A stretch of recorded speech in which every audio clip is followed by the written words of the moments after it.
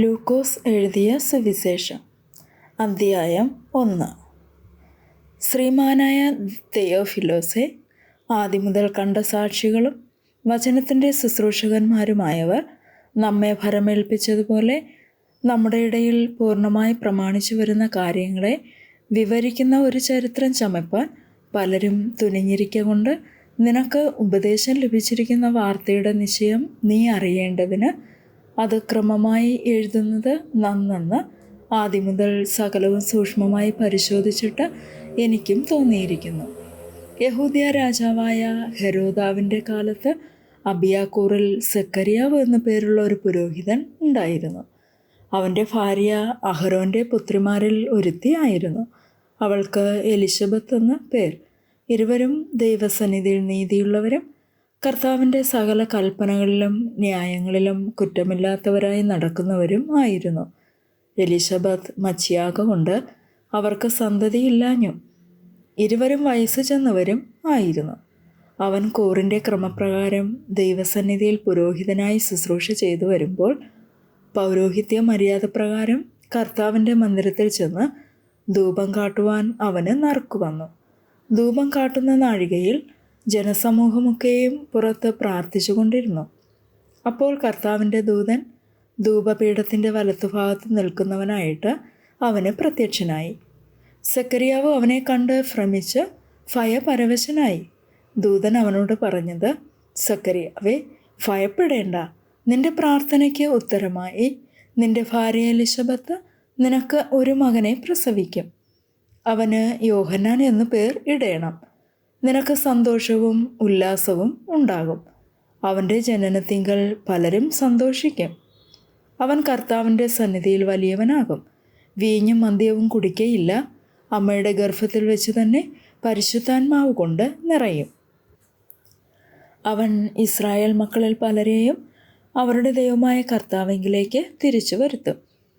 അവൻ അപ്പന്മാരുടെ ഹൃദയങ്ങളെ മക്കളിലേക്കും വഴങ്ങാത്തവരെ നീതിമാന്മാരുടെ ബോധത്തിലേക്കും തിരിച്ചുകൊണ്ട് ഒരുക്കമുള്ള ഒരു ജനത്തെ കർത്താവിന് വേണ്ടി ഒരുക്കുവാൻ അവന് മുമ്പായ ഏലിയാവിൻ്റെ ആത്മാവോടും ശക്തിയോടും കൂടെ നടക്കും.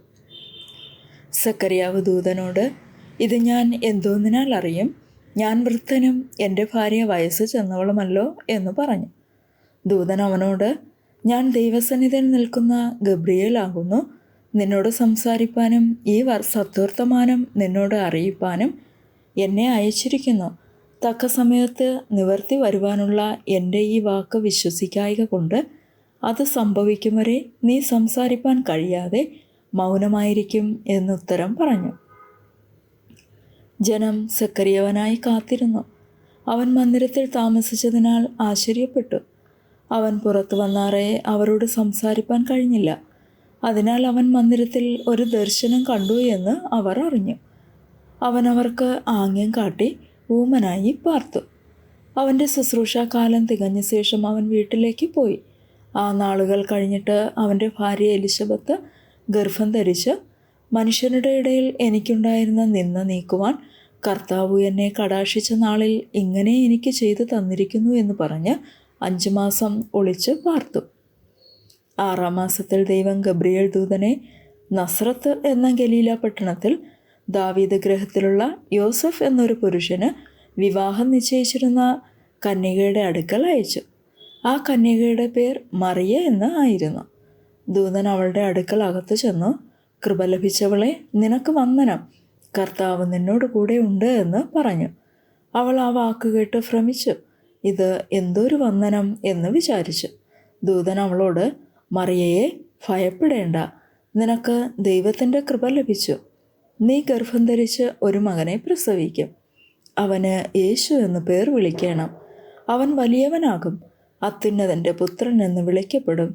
കർത്താവായ ദൈവം അവൻ്റെ പിതാവായ ദാവീദിൻ്റെ സിംഹാസനം അവന് കൊടുക്കും. അവൻ യാക്കോബ് ഗൃഹത്തിന് എന്നേക്കും രാജാവായിരിക്കും. അവൻ്റെ രാജ്യത്തിന് അവസാനം ഉണ്ടാകുകയില്ല എന്ന് പറഞ്ഞു. മറിയ ദൂതനോട്, ഞാൻ പുരുഷനെ അറിയായികയാൽ ഇത് എങ്ങനെ സംഭവിക്കുമെന്ന് പറഞ്ഞു. അതിന് ദൂതൻ, പരിശുദ്ധാത്മാവ് നിന്റെ മേൽ വരും. അത്യുന്നതൻ്റെ ശക്തി നിന്റെ മേൽ നിഴലിടും. ആകയാൽ ഉത്ഭവിക്കുന്ന വിശുദ്ധ പ്രജ ദൈവപുത്രൻ എന്ന് വിളിക്കപ്പെടും. നിന്റെ ചാർച്ചക്കാരത്തെ എലിശബത്തും വാർദ്ധക്യത്തിൽ ഒരു മകനെ ഗർഭം ധരിച്ചിരിക്കുന്നു. മച്ചി എന്ന് പറഞ്ഞു വന്നവൾക്ക് ഇത് 6-ാം മാസം. ദൈവത്തിന് ഒരു കാര്യവും അസാധ്യമല്ലല്ലോ എന്ന് ഉത്തരം പറഞ്ഞു. അതിന് മറിയ, ഇതാ ഞാൻ കർത്താവിൻ്റെ ദാസി, നിന്റെ വാക്കുപോലെ എനിക്ക് ഭവിക്കട്ടെ എന്ന് പറഞ്ഞു. ദൂതൻ അവളെ വിട്ടുപോയി. ആ നാളുകളിൽ മറിയ എഴുന്നേറ്റ് മലനാട്ടിൽ ഒരു യഹൂദ്യ പട്ടണത്തിൽ ബന്ധപ്പെട്ട് ചെന്നു. സക്കറിയാവിൻ്റെ വീട്ടിലെത്തി എലിശബത്തിനെ വന്ദിച്ചു. മറിയയുടെ വന്ദനം എലിശബത്ത് കേട്ടപ്പോൾ പിള്ള അവളുടെ ഗർഭത്തിൽ തുള്ളി. എലിശബത്ത് പരിശുദ്ധാത്മാവ് നിറഞ്ഞവളായി ഉച്ചത്തിൽ വിളിച്ചു പറഞ്ഞത്, സ്ത്രീകളിൽ നീ അനുഗ്രഹിക്കപ്പെട്ടവൾ, നിന്റെ ഗർഭഫലവും അനുഗ്രഹിക്കപ്പെട്ടത്. എൻ്റെ കർത്താവിൻ്റെ മാതാവ് എൻ്റെ അടുക്കൽ വരുന്ന മാനം എനിക്ക് എവിടെ നിന്നുണ്ടായി? നിന്റെ വന്ദനസ്വരം എൻ്റെ ചെവിയിൽ വീണപ്പോൾ പിള്ള എൻ്റെ ഗർഭത്തിൽ ആനന്ദം കൊണ്ട് തുള്ളി. കർത്താവ് തന്നോട് അരുളി ചെയ്തതിന് നിവൃത്തിയുണ്ടാകും എന്ന് വിശ്വസിച്ചവൾ ഭാഗ്യവതി. അപ്പോൾ മറിയ പറഞ്ഞത്, എൻ്റെ ഉള്ളം കർത്താവിനെ മഹിമപ്പെടുത്തുന്നു, എൻ്റെ ആത്മാവ് എൻ്റെ രക്ഷിതാവായ ദൈവത്തിൽ ഉല്ലസിക്കുന്നു. അവൻ തൻ്റെ ദാസിയുടെ താഴ്ച കടാക്ഷിച്ചിരിക്കുന്നുവല്ലോ. ഇന്നു മുതൽ എല്ലാ തലമുറകളും എന്നെ ഭാഗ്യവതിയെന്ന് വാഴ്ത്തും. ശക്തനായവൻ എനിക്ക് വലിയവ ചെയ്തിരിക്കുന്നു. അവൻ്റെ നാമം പരിശുദ്ധം തന്നെ. അവനെ ഭയപ്പെടുന്നവർക്ക് അവൻ്റെ കരുണ തലമുറ തലമുറയോളം ഇരിക്കുന്നു. തൻ്റെ ഭുജം കൊണ്ട് അവൻ ബലം പ്രവർത്തിച്ചു. ഹൃദയവിചാരത്തിൽ അഹങ്കരിക്കുന്നവരെ ചിതറിച്ചിരിക്കുന്നു. പ്രഭുക്കന്മാരെ സിംഹാസനങ്ങളിൽ നിന്ന് ഇറക്കി താണവരെ ഉയർത്തിയിരിക്കുന്നു. വിശന്നിരിക്കുന്നവരെ നന്മകളാൽ നിറച്ചു. സമ്പന്നന്മാരെ വെറുതെ അയച്ചു കളഞ്ഞിരിക്കുന്നു. നമ്മുടെ പിതാക്കന്മാരോട് അരുളി ചെയ്തതുപോലെ അബ്രഹാമിനും അവൻ്റെ സന്തതിക്കും എന്നേക്കും കരുണ ഓർക്കേണ്ടതിന് തൻ്റെ ദാസനായ ഇസ്രായേലിനെ തുണച്ചിരിക്കുന്നു. മറിയ ഏകദേശം 3 മാസം അവളോട് കൂടെ പാർത്തിട്ട് വീട്ടിലേക്ക് മടങ്ങിപ്പോയി. എലിശബത്തിന് പ്രസവിപ്പാനുള്ള കാലം തികഞ്ഞപ്പോൾ അവൾ ഒരു മകനെ പ്രസവിച്ചു. കർത്താവ് അവൾക്ക് വലിയ കരുണ കാണിച്ചു എന്ന് അയൽക്കാരും ചാർച്ചക്കാരും കേട്ടിട്ട് അവളോടുകൂടെ സന്തോഷിച്ചു. 8-ാം നാളിൽ അവർ പൈതലിനെ പരിശോധന ചെയ്യുവാൻ വന്നു. അപ്പൻ്റെ പേർ പോലെ അവന് സക്കറിയാവ് എന്ന് പേർ വിളിപ്പാൻ ഭാവിച്ചു. അവൻ്റെ അമ്മയോ, അല്ല, അവന് യോഹന്നാൻ എന്ന് പേരിടേണം എന്ന് പറഞ്ഞു. അവർ അവളോട്, നിന്റെ ചാർച്ചയിൽ ഈ പേരുള്ളവർ ആരും ഇല്ലല്ലോ എന്ന് പറഞ്ഞു. പിന്നെ അവന് എന്ത് പേർ വിളിപ്പാൻ വിചാരിക്കുന്നു എന്ന് അപ്പനോട് ആംഗ്യം കാട്ടി ചോദിച്ചു. അവൻ ഒരു എഴുത്തുപലക ചോദിച്ചു. അവൻ്റെ പേർ യോഹന്നാൻ എന്ന് എഴുതി. എല്ലാവരും ആശ്ചര്യപ്പെട്ടു. ഉടനെ അവൻ്റെ വായും നാവും തുറന്നു. അവൻ സംസാരിച്ചു ദൈവത്തെ സ്തുതിച്ചു. ചുറ്റും പാർക്കുന്നവർക്കെല്ലാം ഭയമുണ്ടായി. യഹൂദ്യ മലനാട്ടിലെങ്ങും ഈ വാർത്തയൊക്കെയും പരന്നു. കേട്ടവർ എല്ലാവരും അത് ഹൃദയത്തിൽ നിക്ഷേപിച്ചു. ഈ പൈതൽ എന്തു ആകുമെന്ന് പറഞ്ഞു. കർത്താവിൻ്റെ കൈ അവനോട് കൂടെ ഉണ്ടായിരുന്നു. അവൻ്റെ അപ്പനായ സക്കറിയാവ് പരിശുദ്ധാത്മാവ് നിറഞ്ഞവനായി പ്രവചിച്ചു പറഞ്ഞത്, ഇസ്രായേലിൻ്റെ ദൈവമായ കർത്താവ് അനുഗ്രഹിക്കപ്പെട്ടവൻ. അവൻ തൻ്റെ ജനത്തെ സന്ദർശിച്ച് ഉദ്ധാരണം ചെയ്യുകയും ആദ്യം മുതൽ തൻ്റെ വിശുദ്ധ പ്രവാചകന്മാർ മുഖാന്തരം അരുളി ചെയ്തതുപോലെ നമ്മുടെ ശത്രുക്കളുടെ വശത്തു നിന്നും നമ്മെ പകയ്ക്കുന്ന എല്ലാവരുടെയും കയ്യിൽ നിന്നും നമ്മെ രക്ഷിപ്പാൻ തൻ്റെ ദാസനായ ദാവീദിൻ്റെ ഗൃഹത്തിൽ നമുക്ക് രക്ഷയുടെ കൊമ്പ് ഉയർത്തുകയും ചെയ്തിരിക്കുന്നത് നമ്മുടെ പിതാക്കന്മാരോട് കരുണ പ്രവർത്തിക്കേണ്ടതിനും നമ്മുടെ ശത്രുക്കളുടെ കയ്യിൽ നിന്ന് രക്ഷിക്കപ്പെട്ട് നാം ആയുഷ്കാലമൊക്കെയും ഭയം കൂടാതെ തിരുമുമ്പിൽ വിശുദ്ധിയിലും നീതിയിലും തന്നെ ആരാധിപ്പാൻ നമുക്ക് കൃപ നൽകുമെന്ന് അവൻ നമ്മുടെ പിതാവായ അബ്രഹാമിനോട് ചെയ്ത സത്യവും തൻ്റെ വിശുദ്ധ നിയമവും ഓർത്തതുകൊണ്ടും ആകുന്നു.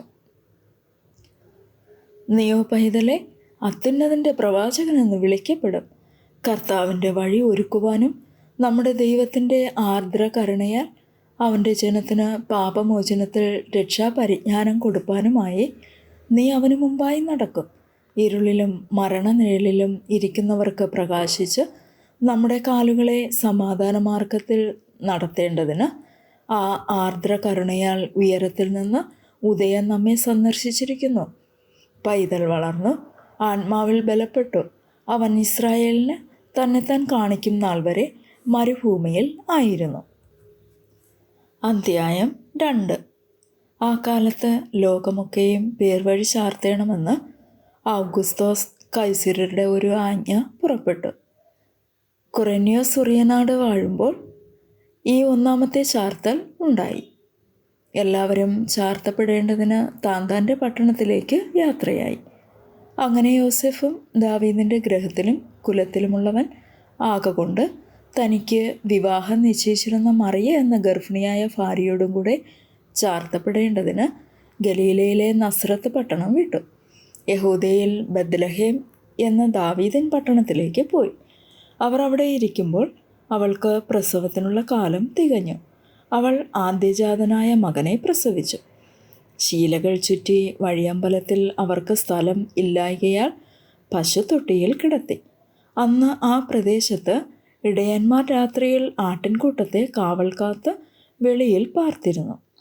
അപ്പോൾ കർത്താവിൻ്റെ ഒരു ദൂതൻ അവരുടെ അരികെ നിന്നു. കർത്താവിൻ്റെ തേജസ് അവരെ ചുറ്റുമിന്നി. അവർ ഭയപരവശരായി തീർന്നു. ദൂതൻ അവരോട്, ഭയപ്പെടേണ്ട, സർവ്വജനത്തിനും ഉണ്ടാകുവാനുള്ള ഒരു മഹാസന്തോഷം ഞാൻ നിങ്ങളോട് സുവിശേഷിക്കുന്നു. കർത്താവായ ക്രിസ്തു എന്ന രക്ഷിതാവ് ഇന്ന് ദാവീദിൻ്റെ പട്ടണത്തിൽ നിങ്ങൾക്കായി ജനിച്ചിരിക്കുന്നു. നിങ്ങൾക്ക് അടയാളമോ, ശീലകൾ ചുറ്റി പശുത്തൊട്ടിയിൽ കിടക്കുന്ന ഒരു ശിശുവിനെ നിങ്ങൾ കാണും എന്ന് പറഞ്ഞു. പെട്ടെന്ന് സ്വർഗീയ സൈന്യത്തിൻ്റെ ഒരു സംഘം ദൂതനോട് ചേർന്ന് ദൈവത്തെ പുകഴ്ത്തി. അത്യുന്നതങ്ങളിൽ ദൈവത്തിന് മഹത്വം, ഭൂമിയിൽ ദൈവപ്രസാദമുള്ള മനുഷ്യർക്ക് സമാധാനം എന്ന് പറഞ്ഞു. ദൂതന്മാർ അവരെ വിട്ട് സ്വർഗത്തിൽ പോയ ശേഷം ഇടയന്മാർ, നാം ബത്ലഹേമോളം ചെന്ന് കർത്താവ് നമ്മോട് അറിയിച്ച ഈ സംഭവം കാണണമെന്ന് തമ്മിൽ പറഞ്ഞു. അവർ ബന്ധപ്പെട്ട് ചെന്ന് മറിയയെയും യോസഫിനെയും പശുത്തൊട്ടിയിൽ കിടക്കുന്ന ശിശുവിനെയും കണ്ടു.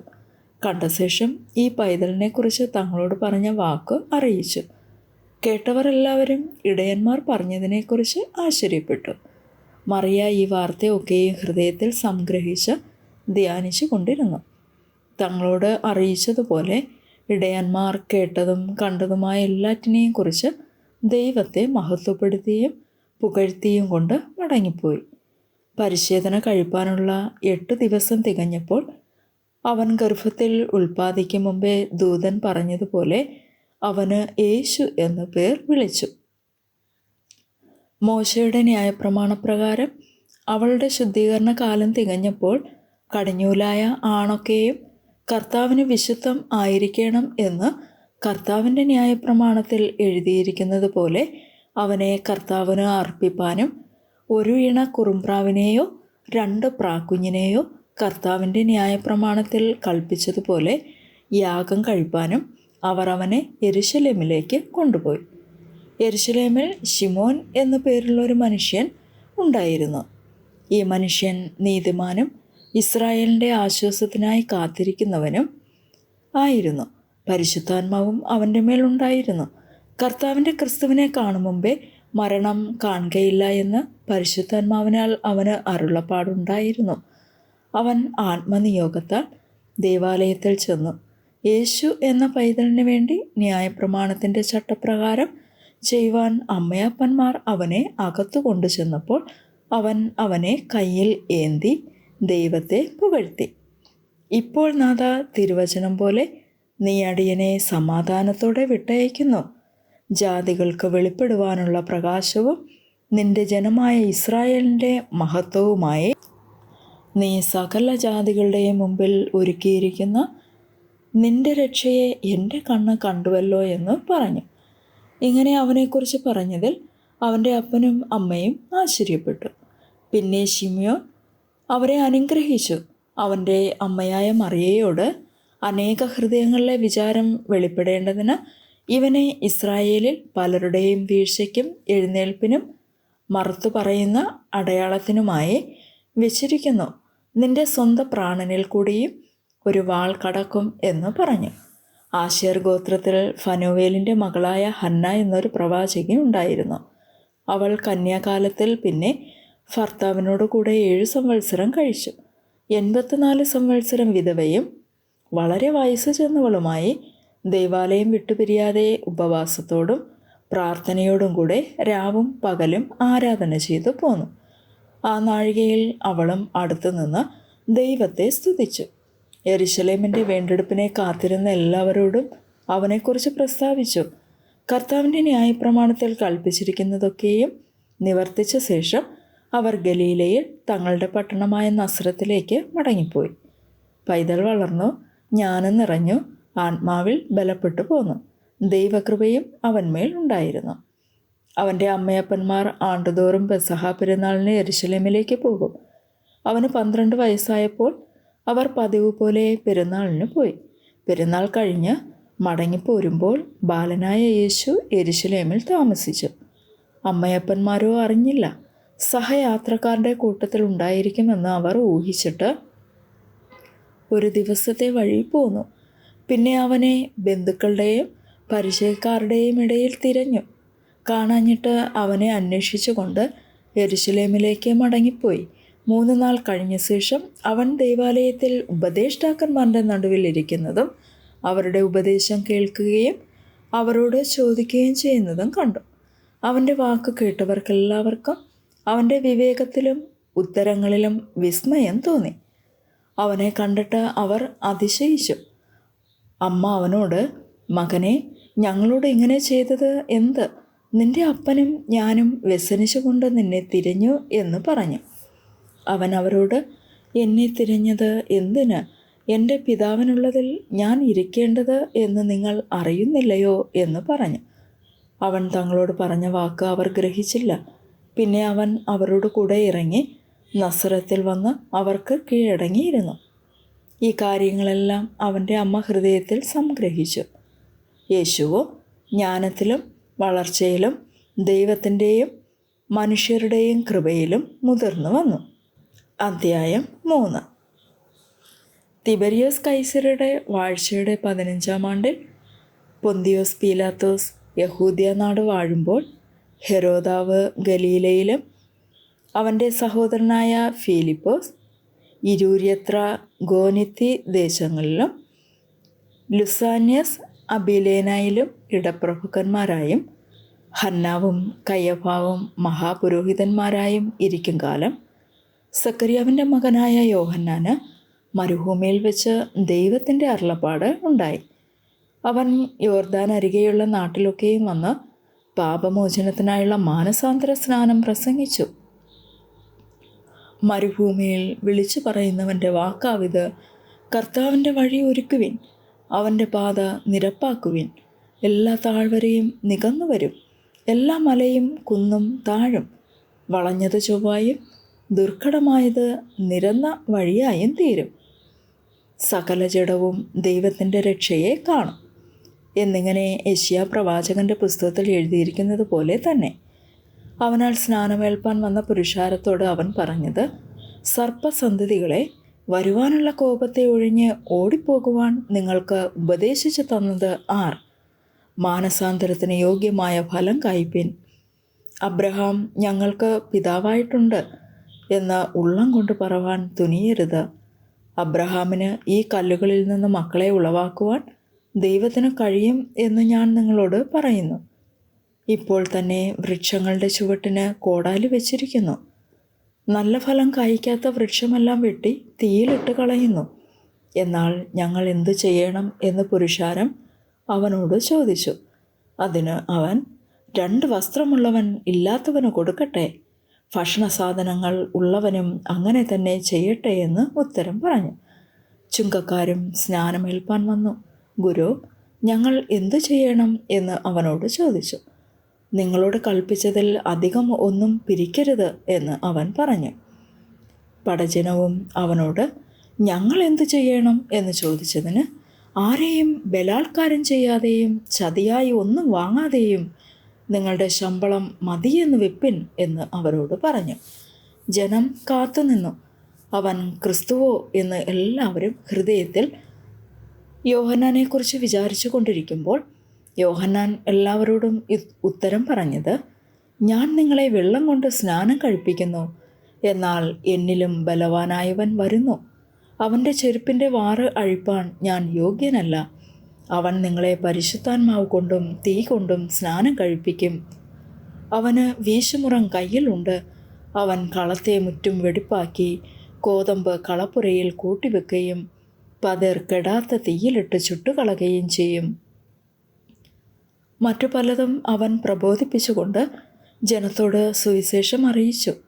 എന്നാൽ ഇടപ്രഭുവായ ഹെരോദാവ് സഹോദരൻ്റെ ഭാര്യ ഹെരോദ്യ നിമിത്തവും ഹെരോദാവ് ചെയ്ത സകല ദോഷങ്ങൾ നിമിത്തവും യോഹന്നാൻ അവനെ ആക്ഷേപിക്കയാൽ അതെല്ലാം ചെയ്തത് കൂടാതെ അവനെ തടവിലാക്കുകയും ചെയ്തു. ജനമെല്ലാം സ്നാനമേൽക്കുകയിൽ യേശുവും സ്നാനമേറ്റ് പ്രാർത്ഥിക്കുമ്പോൾ സ്വർഗം തുറന്നു. പരിശുദ്ധാത്മാവ് ദേഹരൂപത്തിൽ പ്രാവ് എന്ന പോലെ അവൻ്റെ മേൽ ഇറങ്ങി വന്നു. നീ എൻ്റെ പ്രിയപുത്രൻ, നിന്നിൽ ഞാൻ പ്രസാദിച്ചിരിക്കുന്നു എന്ന് സ്വർഗത്തിൽ നിന്ന് ഒരു ശബ്ദവും ഉണ്ടായി. യേശുവിന് താൻ പ്രവൃത്തി ആരംഭിക്കുമ്പോൾ ഏകദേശം 30 വയസ്സായിരുന്നു. അവൻ യോസെഫിൻ്റെ മകൻ എന്ന് ജനം വിചാരിച്ചു.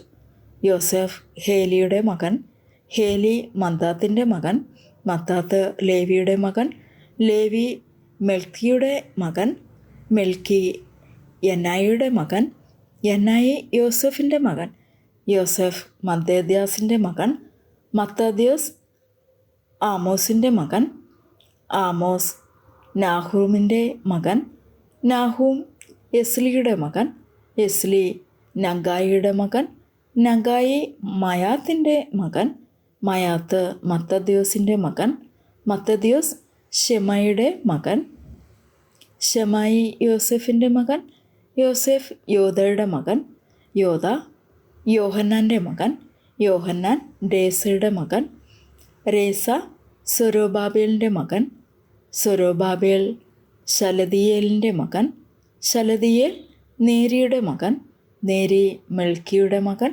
മെൽക്കി അദ്ദിയുടെ മകൻ, അദ്ദി കോസാമിൻ്റെ മകൻ, കോസാം എൽമാദാമിൻ്റെ മകൻ, എൽമാദാം ഏരിൻ്റെ മകൻ, ഏർ യോശുവിൻ്റെ മകൻ, യോശു ഏലിയസറിൻ്റെ മകൻ, ഏലിയസർ യോരീമിൻ്റെ മകൻ, യോരീം മത്താത്തിൻ്റെ മകൻ, മത്താത്ത് ലേവിയുടെ മകൻ, ലേവി ശിമോൻ്റെ മകൻ, ശിമോൻ യഹൂദയുടെ മകൻ, യഹൂദ യോസെഫിൻ്റെ മകൻ, യോസെഫ് യോനാമിൻ്റെ മകൻ, യോനാം എലിയാക്കീമിൻ്റെ മകൻ, എലിയാക്കീം മെലിയാമിൻ്റെ മകൻ, മെലിയാവു മെന്നായുടെ മകൻ, മെന്ന മത്താതയുടെ മകൻ, മത്തത നാഥാൻ്റെ മകൻ, നാഥാൻ ദാവീദിൻ്റെ മകൻ, ദാവീദ് ഇശായിയുടെ മകൻ, ഇശായി ഓബേദിൻ്റെ മകൻ, ഓബേദ് ബോവസിൻ്റെ മകൻ,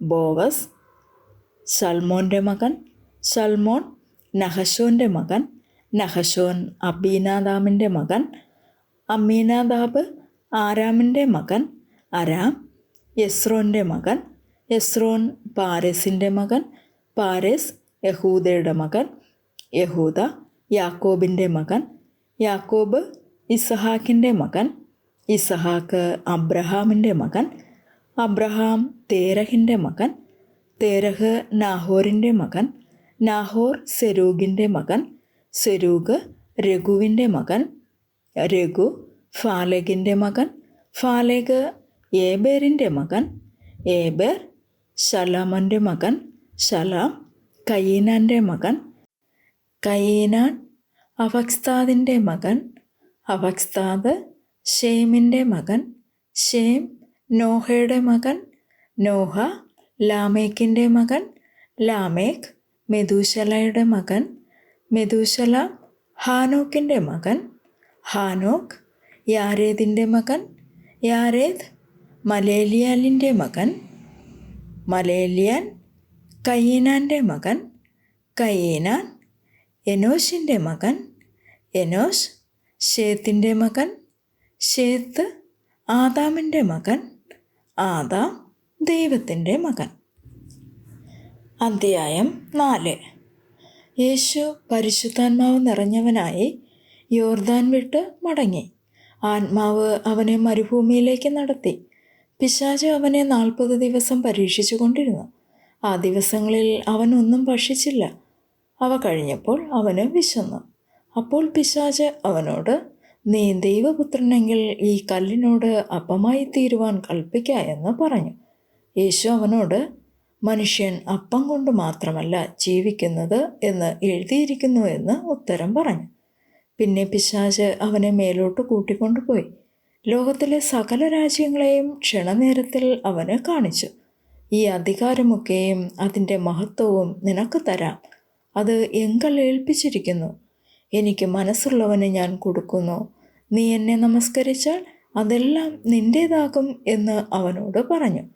യേശു അവനോട്, നിന്റെ ദൈവമായ കർത്താവിനെ നമസ്കരിച്ച് അവനെ മാത്രമേ ആരാധിക്കാവൂ എന്ന് എഴുതിയിരിക്കുന്നു എന്ന് ഉത്തരം പറഞ്ഞു.